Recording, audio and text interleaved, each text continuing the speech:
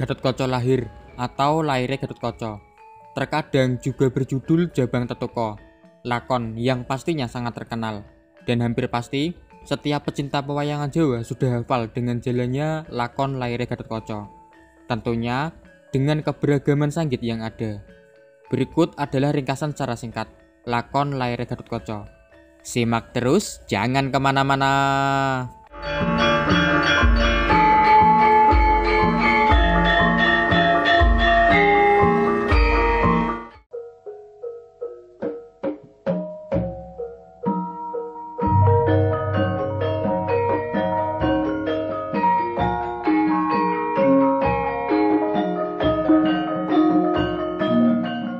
Sebelum jejer pertama, ada kisah di sebuah kerajaan Giling Wesi atau Tasikwaja dengan rajanya yang sangat sakti, Prabu Kalapracana, dihadap para abdinya, Pati Sekipu dan para senopati Ancak Awur. Juga ada Ponokawan Togog dan Bilung. Dalam pasewakan tersebut, Sang Prabu Kalapracana mengutarakan keinginannya untuk melamar salah satu dari 7 bidadari utama di Kahyangan Suralaya. Maka Prabu Kalapracana menulis surat lamaran tertuju kepada Sang Hyang Jagatnata atau Bathara Guru yang dibawa oleh Pati Sekipu, sekaligus mewenangkan Pati Sekipu agar memboyong paksa bila lamaran ditolak. Seperti biasa, Ponokawan Togog dan Bilung berusaha mengingatkan agar Prabu Kalapracana tidak menerjang kodrat, dewa dengan dewi atau bidadari, manusia dengan manusia, hewan dengan hewan, raksasa dengan rasaksi. Namun, Prabu Kalapracana tidak peduli dan meminta agar Pati Sekipu segera pamit dan menuju Kahyangan Suralaya saat itu juga. Segeralah berpamitan Pati Sekipu dengan membawa pasukan Ancak Awur. Sementara Togog dan Bilung hanya bisa pasrah, lalu juga ikut menyertai rombongan yang dipimpin oleh Pati Sekipu dengan tugas melamar salah satu dari 7 bidadari utama di Kahyangan Suralaya.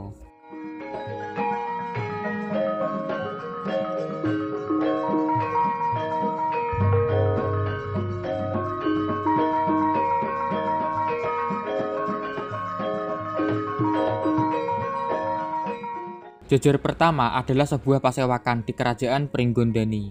Dewi Arimbi dan Raden Werkudara menerima tamu agung, yaitu Prabu Darmakusuma dari Ngamarta dan Prabu Sri Bathara Kresna dari Dwarawati.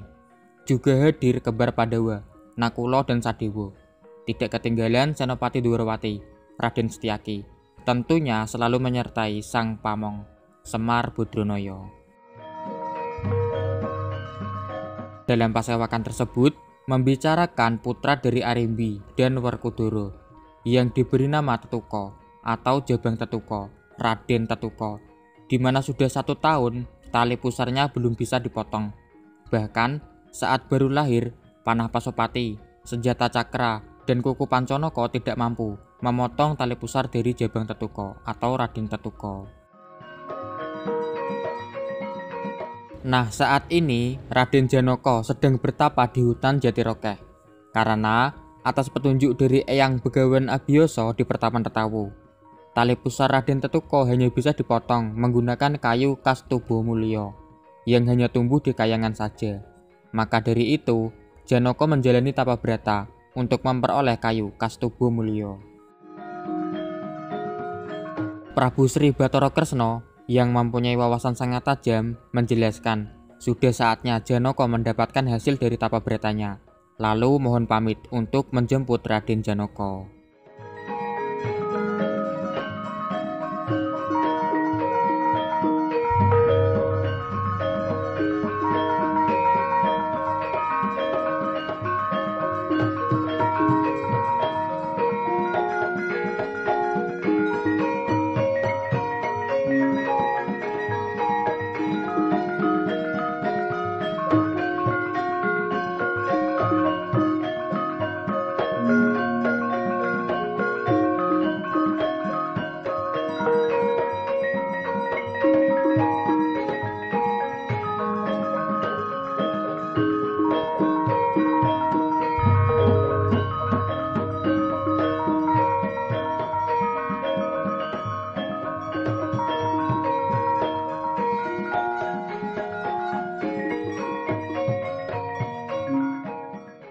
Beralih ke Kahyangan Suralaya, Bathara Narada menemui Bathara Indra guna melaksanakan tugas dari Sang Hyang Jagatnata, yaitu menganugerahkan pusaka Kuntawijayadanu kepada putra angkat dari Bathara Indra yang sedang bertapa berata di hutan Jatirokeh.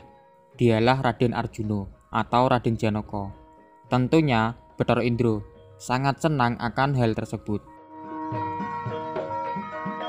Bathara Narada belum sempat melanjutkan perjalanan, maka datang menghadap Patih Sekipo guna menyampaikan surat lamaran dari Prabu Kalapracana. Surat tersebut diterima lalu dibaca oleh Bathara Indra, yang kemudian disobeklah surat lamaran dari Prabu Kalapracana, lalu menyampaikan agar Patih Sekipo kembali pulang saja karena lamarannya ditolak. Nah, di sini posisi Patih Sekipo sudah dimenangkan oleh Prabu Kalapracana. Maka dengan sangat terpaksa akan memboyong paksa Bathari Supraba, lalu menantang semua dewa agar mempersiapkan barisan, karena Patih Sekipo beserta pasukannya akan merebut paksa Bathari Supraba dengan cara peperangan.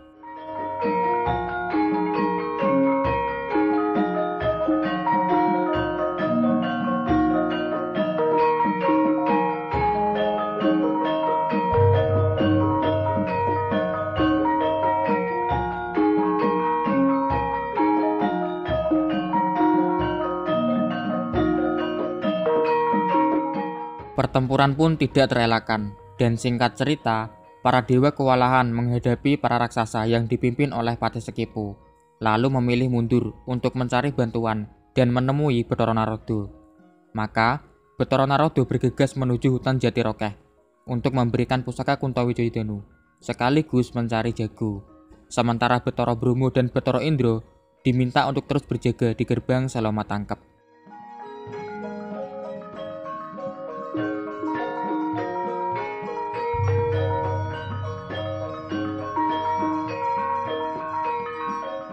Di hutan Jatirokeh ada dua kesatria yang sedang bertapa, namun berbeda tempat dan saling tidak mengetahui satu sama lain. Janaka dan Karna Basusena yang berpakaian kesatria. Nah, ada rekayasa dari Bathara Surya di sini dengan cara membuat sinar matahari menjadi sedikit redup. Alhasil, Bathara Narada salah sasaran dengan memberikan pusaka Kuntawijayadanu kepada Karna Basusena.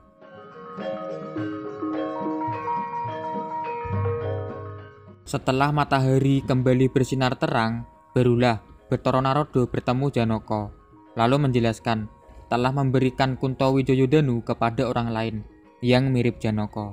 Sungguh sangat menyesal Bathara Narada, tapi Janaka ikhlas tidak mendapat Kuntawijayadanu karena hanya butuh kayu Kastuba Mulya yang hanya tumbuh di Kahyangan. Maka Bathara Narada menjelaskan bahwa sarung atau warangka dari Kuntawijayadanu merupakan dari kayu Kastuba Mulya. Mendengarnya, Janaka langsung melesat untuk mengejar kesatria yang dimaksud Bathara Narada. Dan setelah terkejar, ternyata adalah Adipati Ngawangga, Karna Basusena. Janaka memintanya dengan baik-baik karena hendak digunakan untuk memotong tali pusar keponakannya, yaitu Raden Tetuka. Dan bila perlu hanya meminjamnya saja. Setelah itu akan dikembalikan. Akan tetapi Karna menolak dan berusaha kabur. Alhasil bertempurlah keduanya dan terjadi tarik-menarik pusaka Kuntawijayadanu. Lalu Karna berhasil mendapatkan pusakanya, sementara Janaka mendapatkan sarungnya. Tidak lama berselang, datanglah Prabu Sri Bathara Kresna untuk menjemput Raden Janaka. Akan tetapi, Janaka dihampiri oleh Bathara Narada dan dijadikan jago Kahyangan. Maka, sarung Kuntawijayadanu diberikan kepada Kresna agar segera dibawa ke Pringgondani. Sementara Janaka bersama Bathara Narada menuju ke Kahyangan Suralaya.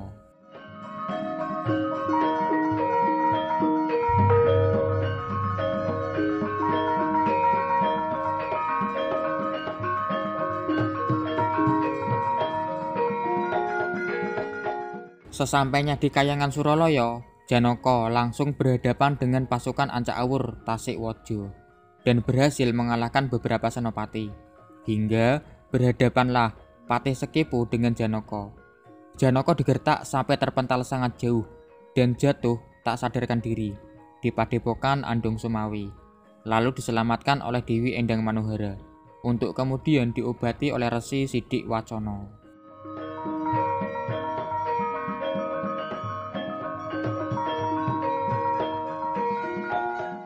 Geger di Kahyangan masih berlanjut, maka Sang Hyang Jagatnata menemui Bathara Narada, lalu memberitahu jago Kahyangan sejati saat itu. Dialah Raden Tetuka, putra Arimbi dan Werkudara. Segeralah melesat Bathara Narada untuk menjemput Raden Tetuka di Pringgondani.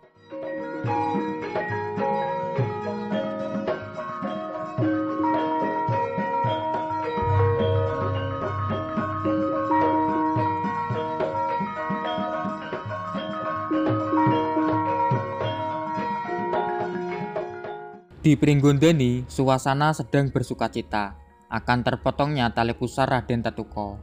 Namun timbul pertanyaan, mengapa Warangka Kunto masuk ke pusar Tetuka? Dan tidak lama datanglah Bathara Narada, lalu menjelaskan Warangka Kunto justru akan menambah kekuatan dari Jabang Tetuka. Dan dengan segera menyampaikan maksudnya untuk memboyong Raden Tetuka ke Kahyangan. Bahkan tanpa menunggu keputusan, langsung membawa Raden Tetuka, lalu disusul oleh Prabu Sri Bathara Kresna.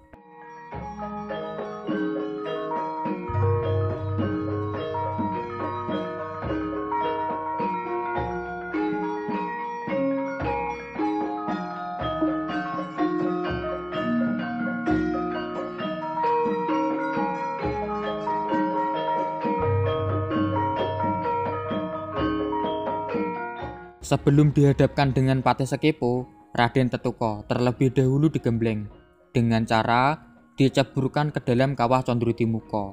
Lalu oleh para dewa menambahkan beberapa pusaka yang menyatu dengan tubuh Raden Tetuka.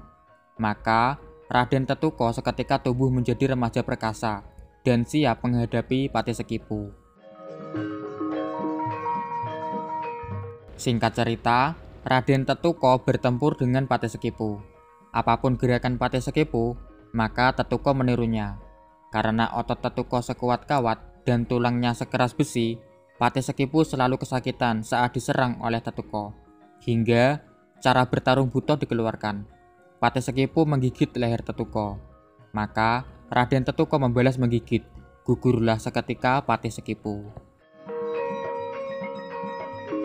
Segeralah menyusul Bathara Narada untuk mengingatkan Raden Tetuka. Sebagai kesatria tidak boleh menggigit saat bertarung.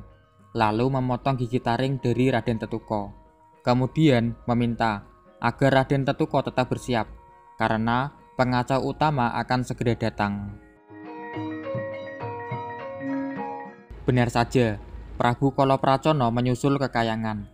Karena mengetahui Patih Sekepo telah gugur, berhadapanlah Raden Tetuka dengan Prabu Kalapracana.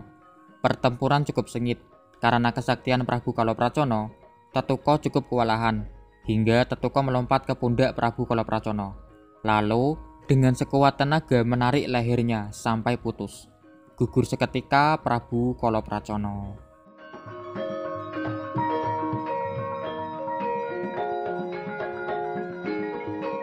Bathara Narada menghampiri Raden Tetuka, lalu mengajaknya menghadap kepada Sang Hyang Jagatnata di Kahyangan Junggring Saloka. Nah, atas keberhasilan Raden Tetuka membuat Kahyangan kembali tentram, maka Bathara Guru memberikan hadiah berupa pusaka yang menempel dan melekat pada tubuh Raden Tetuka, Caping Basunanda, Kotang Otokusumo, dan Kasut Pada Wacakra.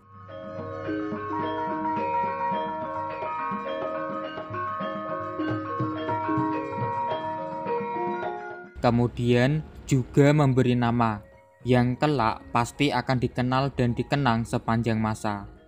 Gatotkaca. Gatot berarti ulet, kaca berarti cerminan. Maka Gatotkaca adalah cerminan seorang pemuda yang ulet dalam setiap usaha dan dalam berkarya. Tidak berselang lama, datang menyusul Prabu Kresna, lalu menanyakan di mana Raden Janaka berada. Bathara Guru menjelaskan, tidak perlu khawatir mengenai Janaka, karena saat ini Janaka sedang diobati oleh Resi Sidik Wacana di di Padepokan Andung Sumawi. Dan perlu diketahui, Janaka akan baik-baik saja dan juga akan segera menikah dengan putri Resi Sidik Wacana, yaitu Endang Manuhara, yang kelak akan melahirkan seorang putri, jodoh dari Raden Gatotkaca. Dialah Dewi Endang Pregiwa.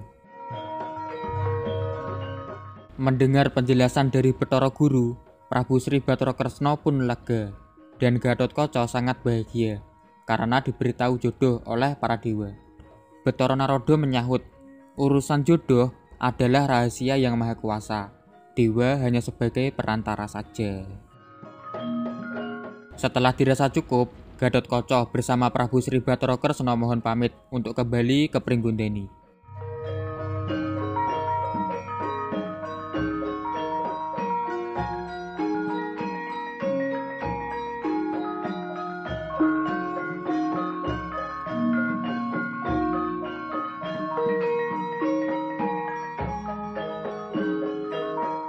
Itulah kisah singkat kelahiran Raden Gatotkaca, yang ditambahkan sedikit kisah cara Karna mendapatkan pusaka Kunto Wijayadanu, pernikahan Janaka dan Manuhara, lalu mengenai Dewi Pregiwa adalah jodoh dari Gatotkaca. Ayo komentar seputar video singkat ini. Selanjutnya, subscribe dan nyalakan lonceng untuk lebih banyak video-video seputar pewayangan Jawa. Terima kasih telah menyimak sampai habis. Semoga terhibur dan semoga bermanfaat. Sampai jumpa lagi.